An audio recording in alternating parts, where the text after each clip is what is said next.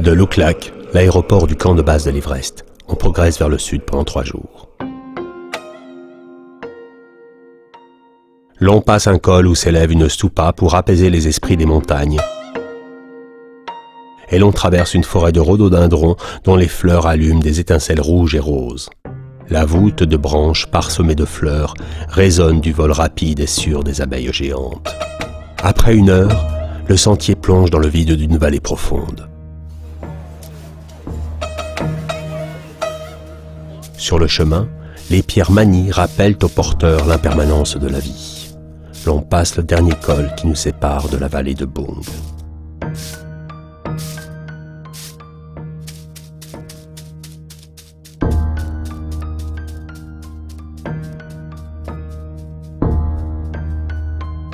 Des murets de pierres sèches délimitent les pâtures des buffles gris aux longues cornes.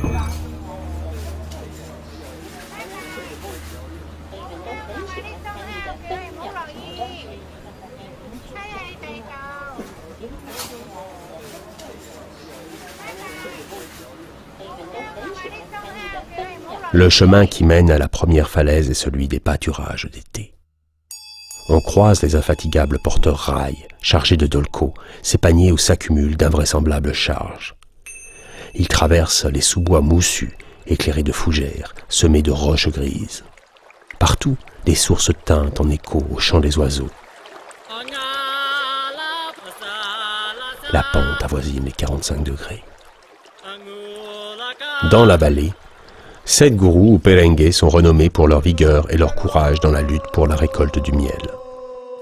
On les nomme Perengue en langue raï du nom du panier qu'ils manient, ou gourou, maître par respect. Seuls les 3 plus jeunes continuent cet exploit, dont Bolokesher, notre hôte. L'équipe se complète pendant la halte de la mi-journée. 13 hommes en plus du gourou.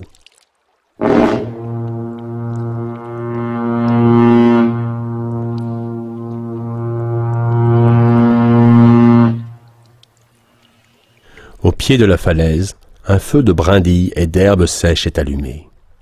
La fumée s'élève lentement.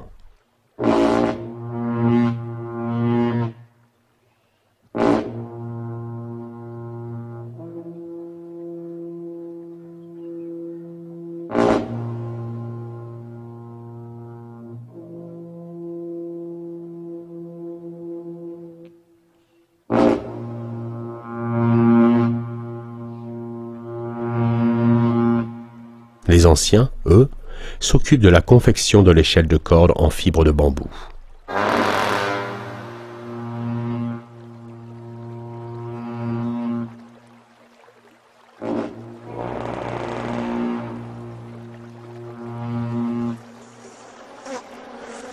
Des milliers d'abeilles attaquent toute forme de vie qui se trouve à proximité.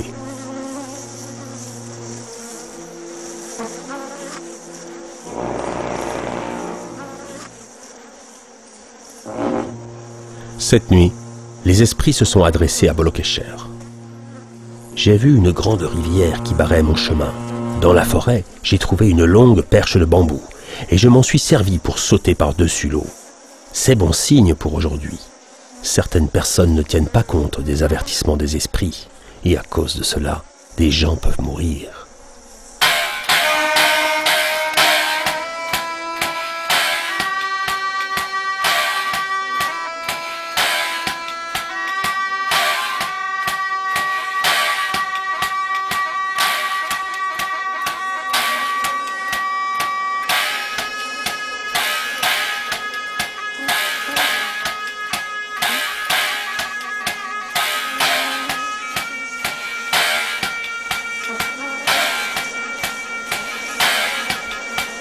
Recouverts de sacs en plastique, de tissus, chacun lutte pour survivre à cette première attaque.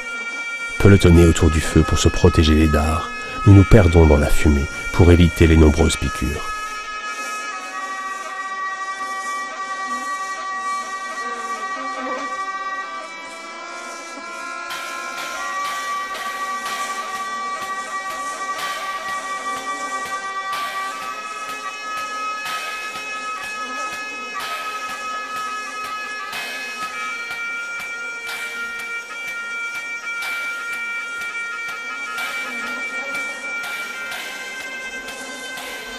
au pied de la falaise, on s'active aussi. 4 hommes, les Reboquipe, les gardiens de l'échelle, se relaient 2 à 2 pour l'attendre et la déplacer d'un nid à l'autre.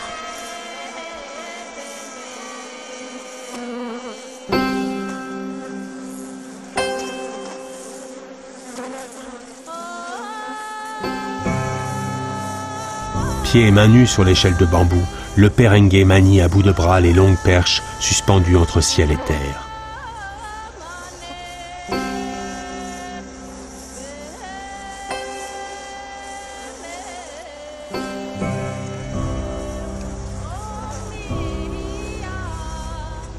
Les ordres fusent, le panier descend, se vide, remonte, reçoit une nouvelle masse gonflée de liquide doré.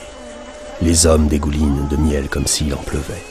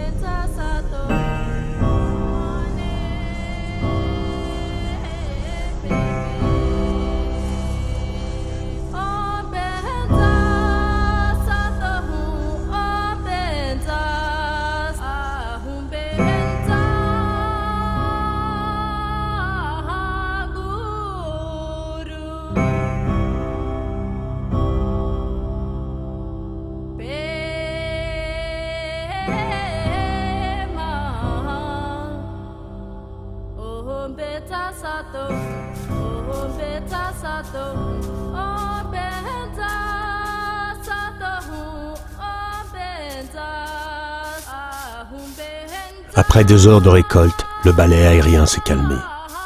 Les abeilles, agglutinées sur les réserves de miel, remplissent leurs jabots pour survivre. Beaucoup, épuisés, s'abattent sur nos épaules avec un petit bruit sec. Le sol vibre d'insectes incapables de voler. Les Kulaipuk, ceux qui récupèrent le miel, vident le premier panier dans une grande jarre en métal repoussé.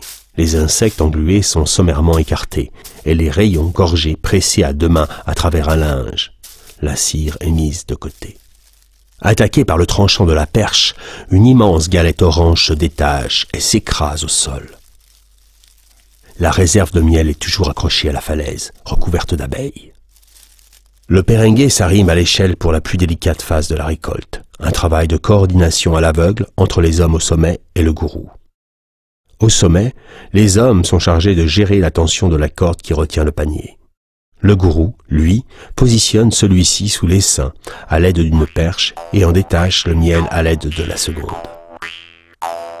Son fils Shimbu, posté à distance, transmet les informations en hurlant. « Moti moti !» Protégé par les moyens du bord, l'équipe a payé son tribut en visage déformé, lèvres boursouflées.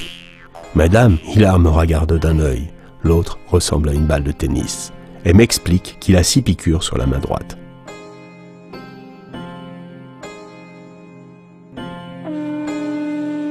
Hé, esprit singe, gardien de la falaise, gardien de ces rochers, nous habitons ces montagnes depuis des temps immémoriaux, depuis le temps de nos aïeux. Aujourd'hui encore, comme nos ancêtres, nous allons récolter le miel de cette falaise. Ce jour, nous t'en prions, ne nous dérange pas dans cette tâche. Ce jour, nous t'en prions, offre-nous joyeusement ton miel.